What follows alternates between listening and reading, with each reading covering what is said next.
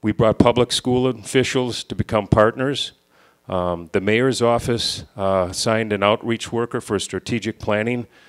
That's a big piece right now because we're trying to get our first Somali outreach worker for the city of St. Paul in the mayor's office. That hasn't happened yet, but I think, where's Garrett? We're pretty close, right? We're hopefully very close at the beginning of the fiscal year in January of 2009. The St. Paul Police Department worked on youth gang prevention. What did we do in St. Paul different in Minneapolis?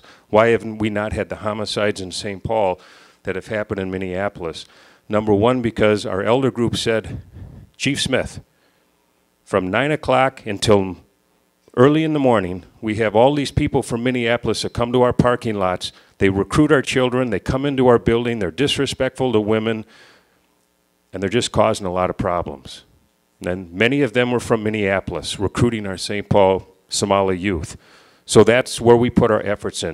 Harrington, myself, directed our patrol staff and other people to really work in the parking lot late at night. Now that's enforcement. That's enforcement.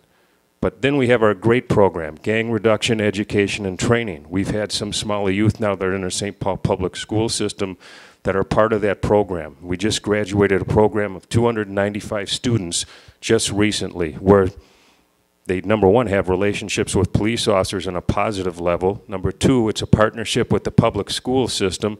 And number three, they talk openly about keeping young people out of gangs and what are the other positive things that they can be doing. A lot of you probably know about the GREAT program. This is still a big one, and things that we still, it's a work in progress with our female officers working with Somali women on domestic violence issues. There are different things, just like our Hmong friends that I learned about that are accepted in their culture that are not accepted in American law enforcement culture.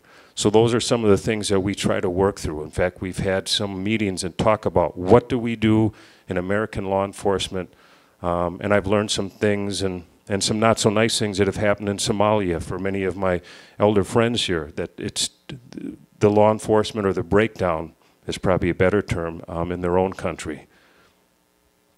Tours of the police department were given. I don't know, how many people here are from Minneapolis? Anybody? How many people from Minneapolis have had a tour of the Minneapolis Police Department? Anybody? Well, I'll bring you to St. Paul. You can come to St. Paul now.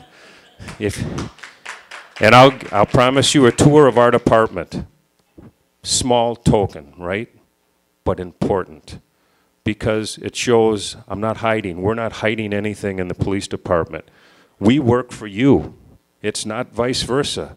And that takes a while in a mindset when you come from a country or a place where there's a lot of oppression. I've been to the Middle East. I was in the Middle East this year. I know different things that happen. I like to study different cultures. But I also know about oppression and about war and about bad things that happen to good people. And people just want to raise their families. Those are the basic tenets that we want to accomplish here. And that's what we've been trying to work on in St. Paul. And by the way, all the things I show you here, this is a work in progress. We are not perfect, but what we've done so far has worked very well for us in St. Paul, especially to reduce violent activities that have happened. So tours of the police department were given to the elder group. I think they all, gentlemen, you were all there, correct? You came to the tour? Yes? To the police department. And maybe we need to do that again to show many of the things and to answer questions for other folks. This is probably our most successful venture, and this took a long time. And again, because of the Republican National Convention, you know, we have not met the way we should meet. I think our bylaws state, Garrett, correct me if I'm wrong, we're supposed to meet at least on a quarterly basis. But for a long time we were meeting monthly, and some of us individually much more often than that. The St. Paul Somali Advisory Committee was formed where we have 3 members from the east side, 3 members from the midway or the western part of the city. We didn't elect those individuals. That was done within their own group, within the own elder group. And what Chief Harrington wanted is to have a voice.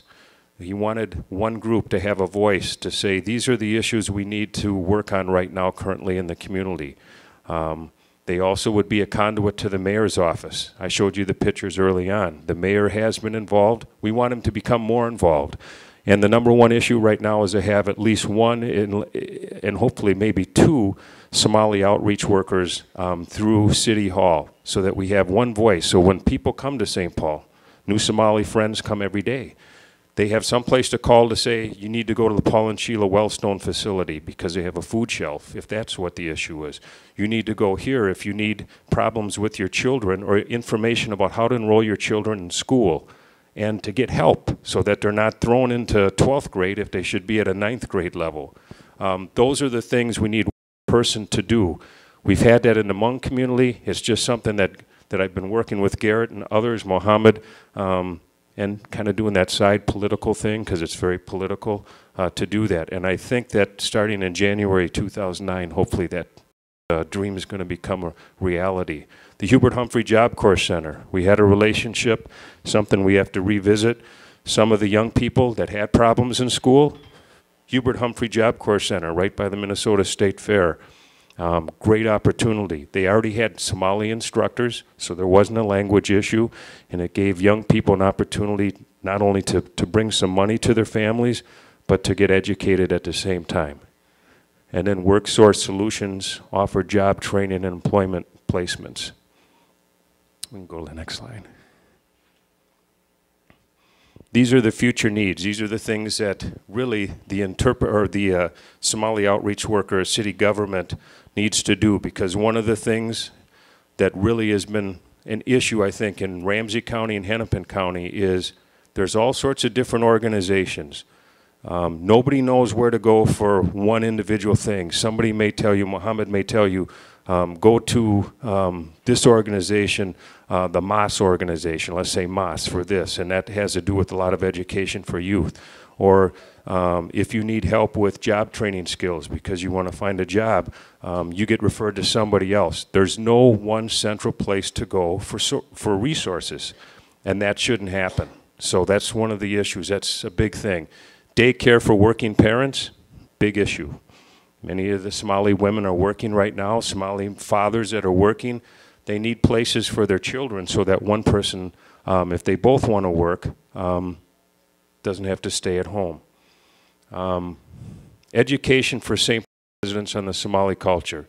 Duh, that's what we're supposed to be doing. We want to learn from all of you. That's a number one key. That's a one thing. I look at all my Somali friends that I have met, and I call them friends because I believe that. If they ask me to do something, I'm going to do that for them. And I know if I probably asked them to do a favor, they would do that for me as well. If you don't start with the friendship, if you start with friction, if you start with violence, yes, we have gang activity. We have Somali gang members. We've got to find resources to get those young people out of Somali gangs. They didn't move to Minneapolis and St. Paul and say, I'm a Somali gang member now. That didn't happen. There's a reason for why that happened. Part of it is the outreach work that we have to do, and part of it is to get education opportunities for those young people. And I talked about the Somali outreach worker in the mayor's office. I'm just about done here. We're hoping to expand our St. Paul Somali Advisory Committee because our St. Paul Somali community has grown. I live in the west side of St. Paul, and we now have a large Somali population there, and they're now part of the advisory committee right now, so we want to get some members there. Recently, some of us in this room attended the Somali Advocacy meeting at Hamline University where we talked about some of these issues. And I think that we learned there that there are differences as far as across the river in Minneapolis and St. Paul as far as relationships between police department and the Somali community. And that's where we are here.